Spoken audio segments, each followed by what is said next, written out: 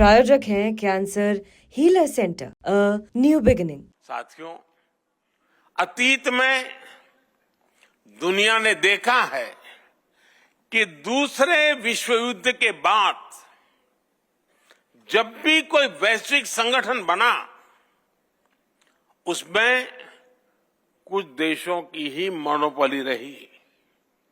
भारत ने मोनोपोली नहीं, बल्कि मानवता को सर्वोपरि रखा।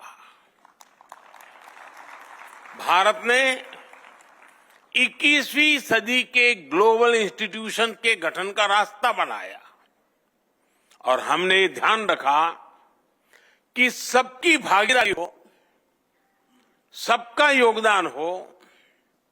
जैसे प्राकृतिक आपदाओं की चुनौती है, देश कोई भी हो, इन आपदाओं से इंफ्रास्ट्रक्चर को भारी नुकसान होता है। आज ही म्यांमार में जो भूकंप आया है, अब टीवी पर देखें तो बहुत बड़ी बड़ी इमारतें ध्वस्त हो रही है, ब्रिज टूट रहे हैं। और इसलिए भारत ने coalition for disaster resilient infrastructure CDRI नाम से एक वैश्विक नया संगठन बनाने की पहल की। ये सिर्फ एक संगठन नहीं, बल्कि दुनिया को प्राकृतिक आपदाओं के लिए तैयार करने का संकल्प है। भारत का प्रयास है प्राकृतिक आपदा से पुल, सड़कें, बिल्डिंग्स, पावर ग्रिड, ऐसा हर इंफ्रास्ट्रक्चर सुरक्षित रहे, सुरक्षित निर्माण हो।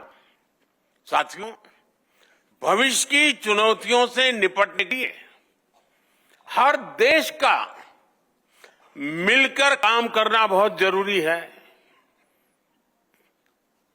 ऐसी एक चुनौती है हमारे एनर्जी रिसोर्सेज की।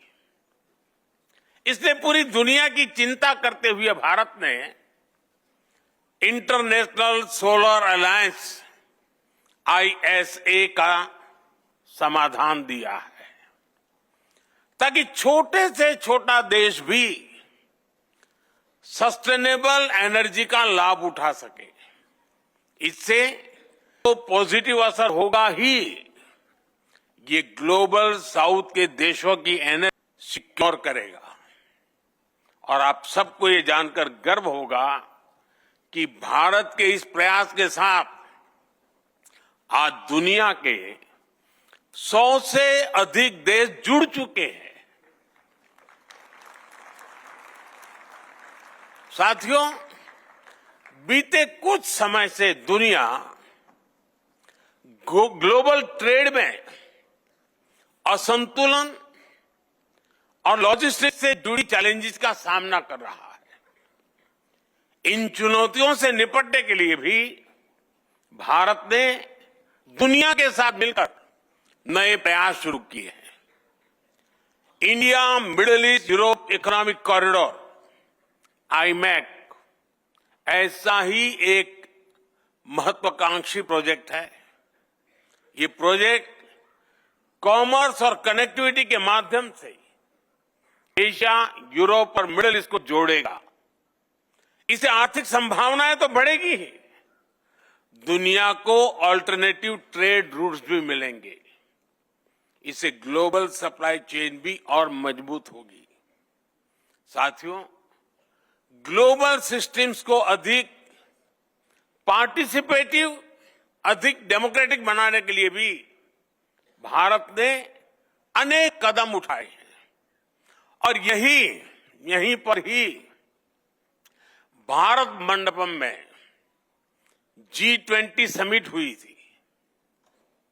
उसमें अफ्रीकन यूनियन को G20 का परमानेंट मेंबर बनाया गया है।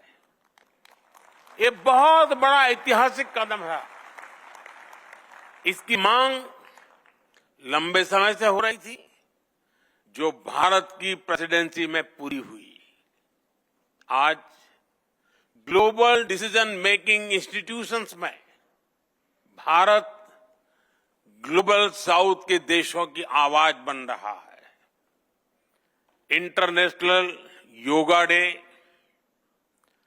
WHO का global centre for traditional medicine, artificial intelligence के लिए ग्लोबल फ्रेमवर्क, ऐसे कितने ही क्षेत्रों में भारत के प्रयासों ने नए वर्ल्ड ऑर्डर में अपनी मजबूत उपस्थिति दर्ज कराई है। और ये तो अभी शुरुआत है। ग्लोबल प्लेटफॉर्म पर भारत का सामर्थ्य नई ऊंचाई की तरफ बढ़ रहा है। साथियों, 21वीं सदी के 25 साल बीत चुके हैं। इन 25 सालों में 11 साल हमारी सरकार ने देश की सेवा की है।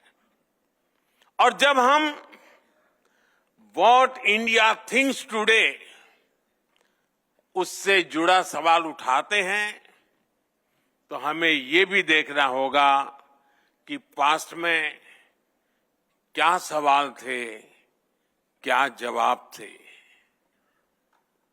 इससे टीवी 9 के विशाल दर्शक समूह को भी अंदाजा होगा कि कैसे हम आत्मनिर्भरता से आत्मनिर्भरता तक, एस्पिरेशन से अचीवमेंट तक, डिस्परेशन से डेवलपमेंट तक पहुंचे हैं। आप याद करिए, एक दशक पहले गांव में जब टॉयलेट का सवाल आता था तो माताओं बहनों के पास रात ढलने के बाद और भोर होने से पहले का ही जवाब होता था। आज उसी सवाल का जवाब स्वच्छ भारत मिशन से मिलता है। 2013 में जब कोई इलाज की बात करता था तो महंगे इलाज की चर्चा होती थी। आज उसी सवाल का समाधान आयुष्मान भारत में नजर आता है।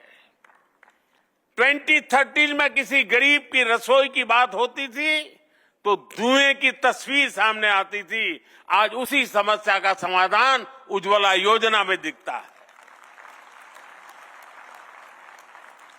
2013 में महिलाओं से बैंक खाते के बारे में पूछा जाता था तो चुप्पी साध लेती थी। आज जनधन योजना के कारण 30 करोड़ से ज्यादा बहनों का अपना बैंक अकाउंट है।